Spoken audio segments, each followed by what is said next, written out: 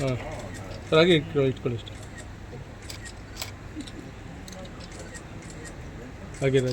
ಆಗಿದೆ sir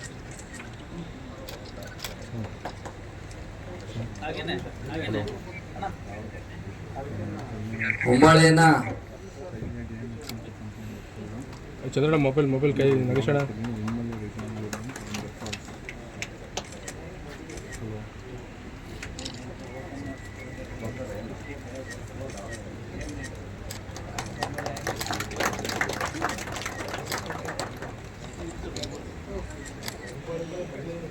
sir ಆಗಿದೆ sir ಮುಂದೆ ಸರ್ ಧನ್ಯವಾದಗಳು. ಓಕೆ ಪತ್ರಕರ್ತ ಸಂಘದ ಪ್ರಧಾನ ಕಾರ್ಯದರ್ಶಿ ಆಗಿರ್ತಕ್ಕಂಥ GC ಲೋಕೇಶ್ ಸರ್ ಅವರು 5 ನಿಮಿಷ ಮಾತಾಡ್ತಾರೆ.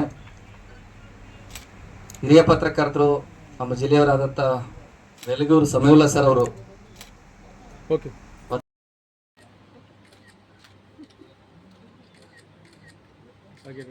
ಆಗಿದೆ ಸರ್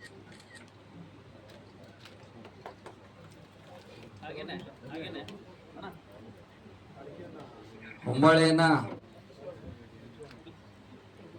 ಚಂದ್ರಣ್ಣ ಮೊಬೈಲ್ ಕೈ ನಗೇಶಣ್ಣ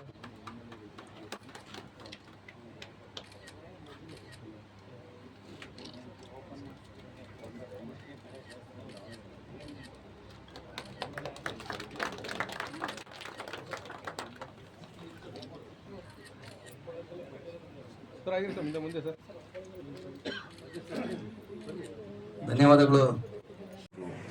ADC ಅವರು ಭದ್ರಾ ಮೇಲ್ದಂಡೆ ಬಗ್ಗೆ ತಮ್ಮ ಅನಿಸಿಕೆಗಳನ್ನು ಹೇಳ್ಕೊಂಡಿದ್ದಾರೆ.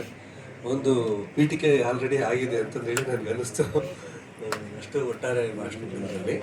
ಆದರೆ ಈಗೇನಪ್ಪ ಅಂದರೆ ಈ ಸಂವಾದದ ಸ್ವರೂಪ ಹೆಂಗಿರುತ್ತೆ ಅಂತಂದರೆ ಎಲ್ರಿಗೂ ಮಾತಾಡಲಿಕ್ಕೆ ಅವಕಾಶ ಇಲ್ಲ.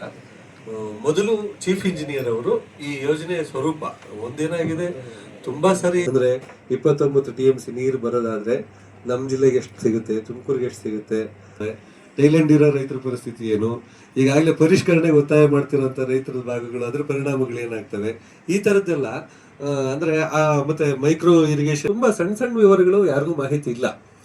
ಒಟ್ರಾಶಿ ನಮಗೆ ನೀರು ಬರಬೇಕು ಅನ್ನೋದೊಂದು ಘೋಷಣೆ, ಒಂದು ಮೇಲ್ಪದ್ರದ ತಿಳುವಳಿಕೆ ನಮಗಿದೆ. ಈಗಲೂ ಕೂಡ ಗೋನೂರು ಕೆರೆಗೆ ನೀರು ಬಂದರೂ ಕೂಡ ಒಂದು 60 ಕೆರೆಗಳಿಗೆ ಮಾತ್ರ ಒಂದು ಪಾರ್ಷಿಯಲಿ ನೀರು ತುಂಬಿಸೋಕೆ ಅವಕಾಶ ಇದೆ. ಇನ್ನೂ ಪೂರ್ಣ ಪ್ರಮಾಣದಲ್ಲಿ ತುಂಬಿಸ್ಬೇಕಂದ್ರೆ ಬಹಳ ಕಾಮಗಾರಿಗಳು ಬಾಕಿ ಇದ್ದಾವೆ. ಪ್ರಯತ್ನಗಳು ನಡೆದು ಆಂಜನೇಯರ ಉಸ್ತುವಾರಿ ಸಚಿವರಾಗಿದ್ದರು. ಆ ಟೈಮಲ್ಲಿ ಅಬ್ಬಿನ ಹೊಳಲು ಸಮಸ್ಯೆ ಕಾರಣಕ್ಕೆ ಅದು ಪೆಂಡಿಂಗ್ ಇದ್ದಿದ್ದರಿಂದ ಕೇವಲ ಹಳ್ಳಿ ಸಮಸ್ಯೆ ಭೂಸ್ವಾಧೀನದೊಂದು ಪರಿಹರಿಸೋಕ್ಕೆ ಸುಮಾರು ಹಿರಿಯರು, ಗಣ್ಯರು, ರಾಜಕಾರಣಿಗಳು ಸಾಲಾಗಿ ಹೋದ್ರು ಕೂಡ ಅವ್ರನ್ನ ಒಂದು ಕನ್ವಿನ್ಸ್ ಮಾಡೋದು ಒಂದು ದೊಡ್ಡ ಚಾಲೆಂಜ್ ಆಗಿತ್ತು. ಕೊನೆಗೆ DK ಶಿವಕುಮಾರ್ ಅವರು ಜಲಸಂಪನ್ಮೂಲ